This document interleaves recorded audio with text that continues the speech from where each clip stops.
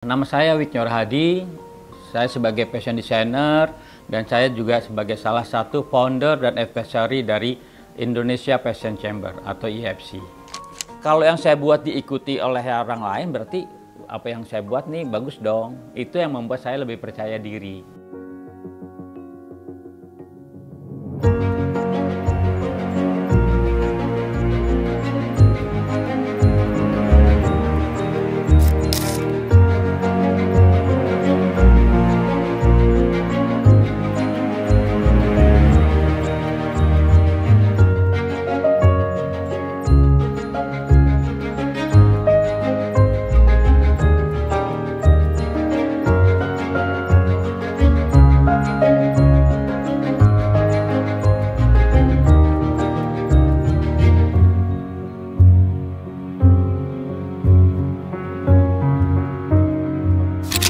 Kalau dengan wastra saya kenal udah cukup lama ya.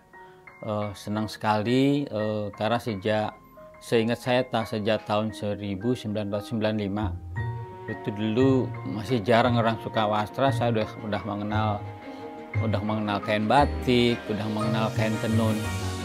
Kemudian saya banyak pelajari antara dua wastra itu. Nah, kebetulan saya sering keluar kota, bahkan saya juga sengaja main ke sentra-sentra kerajinan ya. Kalau batik itu kan sentranya hanya terpusat di Pulau Jawa, ada sedikit di Madura. Tapi begitu saya mengenal kain tenun itu hampir di seluruh provinsi, bahkan seluruh provinsi kecuali Papua ya. Jadi hanya di Papua aja yang memang nggak ada kain tenun. Nah itu artinya saya suka karena kain tenun banyak tersebar di seluruh Indonesia. Nah kemudian yang kedua adalah kain tenun itu motifnya sangat beragam, benar-benar sangat beragam.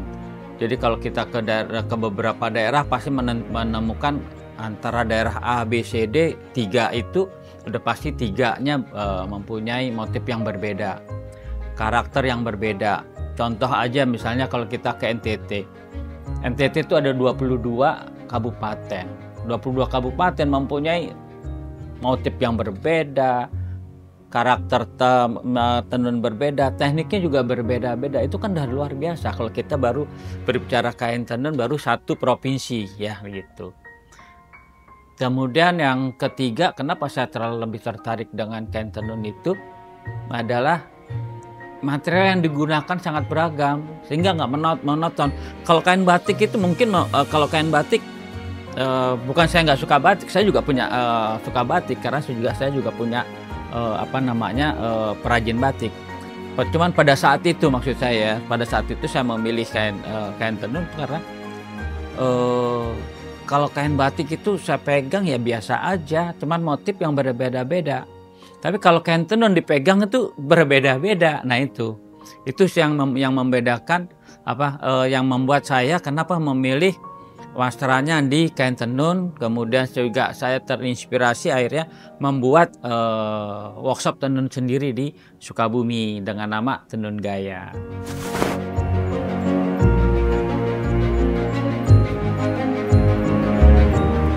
Di awal 2000 ya. Itu saya membuat busana tenun. Nah momen itu tiba pada saat Pak Presiden 2024 Pak Presiden Pak SBY. Mereka suka banget. Nah Pak SBY ini suka banget, bahkan sering digunakan, bahkan keluarga besarnya juga menggunakan kain tenun karena seringnya dipakai oleh Pak SBY sehingga ada pemberian nama menjadi kemeja tenun SBY. Padahal kami dari Tenun Gaya nggak pernah membuat nama kemeja tenun SBY karena sering mereka kalau mau beli aja minta dong kemeja tenun seperti Pak SBY pakai. Nah awalnya begitu sehingga terbentuklah nama kemeja tenun SBY. Nah seperti itu. Itu yang membuat saya sangat semangat untuk terus mengolah kain tenun dengan konsep busana siap pakai gitu. Terus kedua momen itu juga kemeja tenun SBY banyak sekali diikuti. oleh sentra-sentra tenun yang lain. Awalnya saya agak kecewa ya, tapi saya nyadarin, oh kalau yang saya buat diikuti oleh orang lain berarti apa yang saya buat nih bagus dong. Itu yang membuat saya lebih percaya diri. Kemudian momen berikutnya adalah bahwa ada kesempatan-kesempatan juga setiap tamu negara kunjungan ke Indonesia saya dilibatkan ya, sehingga pada tahun mulai ke fashion show atau pameran luar negeri itu tahun 2006 saya udah mulai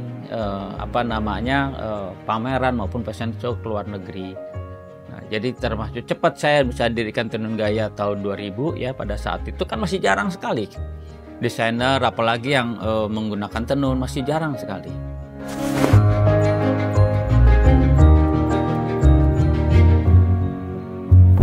Justru di sini peran-peran para desainer memberi wawasan ya, terutama adalah bagaimana terhadap wastra ini masih pro dan kontra, kan selalu ada. Karena kalau saya pribadi memandang dari awal itu adalah wastra itu adalah sebagai sumber inspirasi, karena saya sebagai pelaku usaha. Jadi saya jadikan bahwa wastra ini sumber inspirasi dalam bisnis saya. Tapi satu sisi juga saya punya pandangan bahwa wastra memang harus dijaga sesuai pakem-pakemnya. Tapi pada saat diperlakukan acara adat, kalau acara adatnya misalnya ke keraton itu harus pakai motif teruntum misalnya.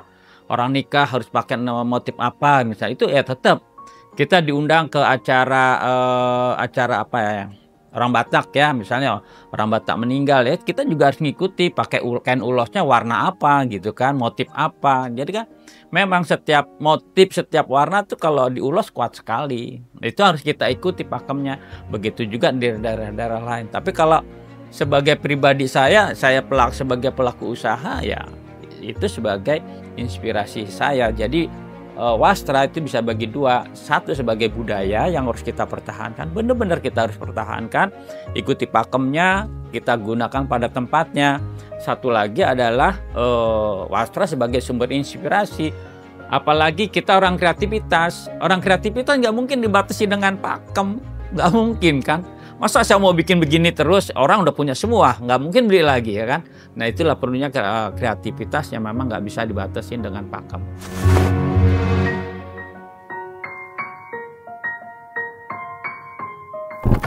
Saya melihatnya bahwa banyak sekali perubahan ya, terutama teman-teman penenun itu kan dulu hanya menjual kain putih, tenun putih di batik gitu kan. Sekarang berubah, mereka udah membuat juga sudah diwarna, sudah membuat kain tenun dengan motif-motif khas ya gitu ya.